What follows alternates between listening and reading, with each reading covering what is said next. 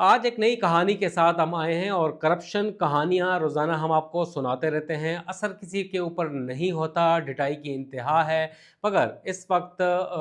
ملک کا کوئی ادارہ کرپشن سے پاک نہیں ہے۔ مگر ہم بات کرتے ہیں شہر اقتدار کے سب سے بڑے ترقیاتی ادارے سی ڈی اے کی، اور سی ڈی اے وفاقی ترقیاتی ادارہ ہونے کے ساتھ ساتھ کرپشن کا گڑھ بن چکا ہے، اور آئے روز وہاں پر کرپشن کہانیاں سامنے آتی ہیں، اور ہم یہ کہتے ہیں کہ عجب کرپشن کی غضب کہانی۔ ہم روزانہ کچھ نہ کچھ آپ کو بتاتے رہتے ہیں کہ وہاں پر بدعنوانی کس قسم کی ہو رہی ہے، مگر آج کی کہانی کا تعلق جو ہے وہ پارلیمنٹ سے ہے، پارلیمنٹ لاجز اور پارلیمنٹیرین سے ہیں، اور سی ڈی اے ایک ایسا ادارہ بن چکا ہے کہ جو ہر کسی کو چونا لگاتا ہے، مگر پارلیمنٹیرینز اور پارلیمنٹ لاجز، پارلیمنٹ ان سے محفوظ نہیں ہے۔ اور ایک ایسا پروجیکٹ انہوں نے شروع کیا ہے آج سے 14 سال پہلے، جو ابھی تک مکمل نہیں ہو سکا، اور 1 یا 2 ارب روپے کا جو پروجیکٹ تھا وہ اربوں روپے تک جا پہنچا ہے، اور ابھی تک شروع نہیں ہو سکا، اور ان کے افسران اور ان کے ملازمین وہ لاکھوں کروڑ پتی اور ارب پتی بن چکے ہیں اس پروجیکٹ سے، مگر وہ پروجیکٹ جو ہے ویسے کا ویسا ہے۔ تفصیل ہم آپ کو بتاتے ہیں کہ کون سا پروجیکٹ ایک غیر ضروری التوا کی وجہ سے اربوں روپے تک جا پہنچا ہے۔ پارلیمنٹ لاجز، آپ نے نام سنا ہوگا کہ سی ڈی اے نے سن 2011 میں پیپلز پارٹی کی حکومت میں 2.9 ارب روپے کی لاگت سے 104 پارلیمنٹ لاجز یعنی فیملی سویٹس تیار کرنے تھے۔ اس کا منصوبہ شروع کیا، اور پرانے پارلیمنٹ لاجز کے ساتھ ہی ایک ایکسٹینشن لاجز کی شروع کی، اور ابھی تک وہ التوا کا شکار ہے، اور اس کا تھوڑا سا ڈھانچہ بنا ہوا ہے، مگر اس کی تکمیل کیوں نہیں ہو پائی، اور اس کی وجوہات ہم آپ کو بتائیں گے۔ اور اب یہ معاملہ دوبارہ پارلیمان کی کمیٹیوں میں اٹھایا گیا ہے کہ سی ڈی اے کی غفلت اور کرپشن کی وجہ سے اور غیر ضروری التوا کی وجہ سے اور ٹامکٹوئیوں کی وجہ سے یہ پروجیکٹ جو ہے مکمل نہیں ہو پایا۔ ذرائع کا کہنا ہے کہ 2011 میں 2.9 ارب روپے سے 104 فیملی سویٹس کی تعمیر کا منصوبہ شروع کیا گیا، اور ٹھیکہ ملک کی ایک مایہ کنسٹرکشن کمپنی حبیب رفیق کو دیا گیا۔ حبیب رفیق کو ٹھیکہ سونپا گیا، اور حبیب رفیق کی جانب سے کافی اچھا کام کیا گیا، اور ڈھانچہ قدرے بنا لیا گیا، اور تقریباً 70-80% جو اس کا ڈھانچہ ہے 104 فیملی سویٹس کا وہ مکمل کیا گیا، مگر سن 2014 اور 15 میں اس کے اوپر کام روک دیا گیا، اور وجوہات یہ سامنے آئیں کہ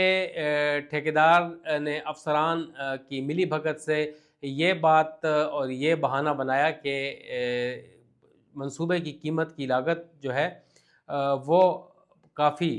اس میں اضافہ ہو گیا ہے۔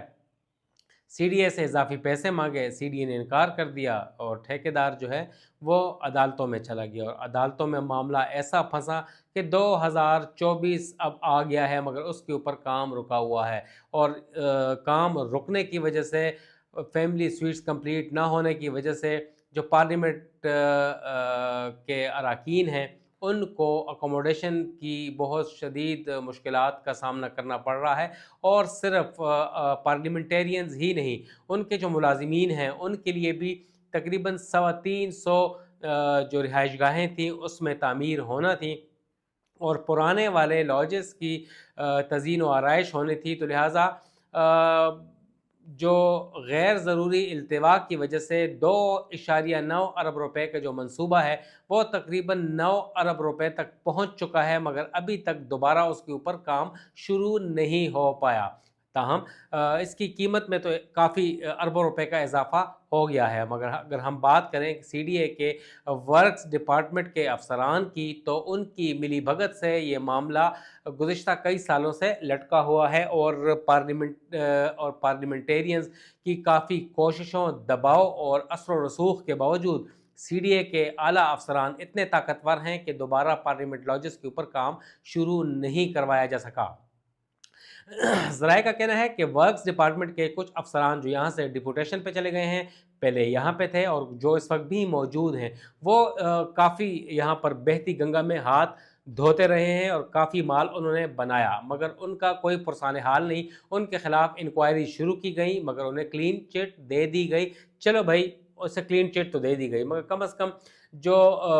التوا کا شکار ہیں 104 فیملی سویٹس، اس کو تو مکمل کریں کہ جو بیچارے پارلیمنٹیرینز آتے ہیں جن کے گھر یہاں پہ نہیں ہیں، کمرے نہیں ہیں، ہاسٹلز نہیں ہیں، تو وہ یہاں پر رہائش پذیر ہوتے ہیں، مگر اتنے بے بس ہیں پارلیمنٹیرینز کہ ابھی تک وہ اپنی ہی رہائش گاہیں مکمل نہیں کروائے سکے۔ تو یہ معاملہ عدالتوں میں ہونے کے باوجود اس سے پھر واپس ہوا اور اب سی ڈی اے کی کورٹ میں ہے۔ سی ڈی اے کے افسران کا کہنا ہے کہ تعمیر میں کافی غیر ضروری التوا ہو چکا ہے، لاگت میں کافی اضافہ بھی ہو چکا ہے، اور اب سی ڈی اے نے پلاننگ کمیشن کو ایک PC1 بھی بھجوایا ہے جس کی قیمت 9 ارب روپے پہنچ چکی ہے، مگر سی ڈی اے خواہش مند ہے کہ سب سے پہلے جو فیز کی تکمیل کو کیا جا سکے، جو اس میں سے 54 فلیٹس یا اپارٹمنٹس ہوں گے فیملی سویٹس، اس کو مکمل کروایا جائے گا پہلے مرحلے میں، اور اس کے بعد دیگر جو ہوں گے وہ 50، وہ یعنی کہ ٹوٹل 104 ہیں۔ پلاننگ کمیشن کو PC1 بھجوا دیا گیا ہے، مگر پلاننگ کمیشن نے تاحال PC1 کی منظوری نہیں دی اور نہ ہی رقم ریلیز کی ہے۔ PC1 کی منظوری کے بعد ہی رقم ریلیز ہوگی، اور اس کے اوپر وزارت خزانہ اور ایکریک منظوری دے گا، اور ابھی تک اس کے اوپر کوئی پیش رفت نہیں ہے۔ ڈپٹی چیئرمین سینٹ سید سیدال نے بھی اجلاس بلایا تھا سینٹ کی ہاؤس کمیٹی کا۔ نیشنل اسمبلی کے اسپیکر،